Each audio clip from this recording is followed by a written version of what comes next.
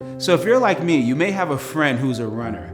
And if they're ever preparing for a marathon or some kind of race, you're gonna know about it, because every time that they go running, they're often telling you their new record that they just broke or how fast they run. Or if you're hanging out, they pull one of these numbers. Oh, I gotta go to sleep because I gotta get up early in the morning and run, right? You know, people who run races, they often know that they have to prepare for that race, right? They have to take time. Sometimes they even change their eating habits in preparing for whatever race that they're about to run. Something that I love so much is what the Apostle Paul in the New Testament portion of the Bible, he compares the Christian life to a race.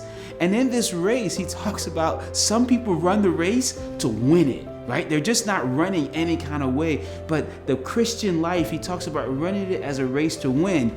He also talks about in the same passage is this idea that, you know, he puts his body, his physical body into training so that he can run the race so that he would not be disqualified. And see, what I love so much about this analogy of our Christian life becoming like a race that we're running, that we're not just running anyhow, but we're running to win the race. What I love so much about this analogy is not the fact that you have to train. It's not the fact that you have to like put your body into, order so you can run the race and you can win. It's not even the act about winning a crown, as Paul talks about when he often talks about running the race for Christ. But what I love so much about this passage, it's something that's not even in the passage. And it's this notion that nobody wakes up one day and just signs up for a marathon for that day.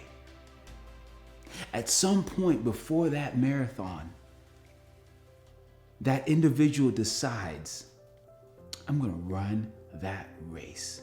They make a decision to run the race. And that one single decision that they make to run the race, it triggers everything else. It triggers their eating habits. It triggers their sleeping habits. It triggers everything that they do to get themselves ready for that race. And so the question that I have you for this week's devotional is this.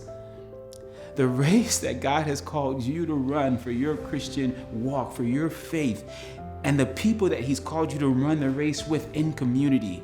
Have you made a decision that you are all in for that race?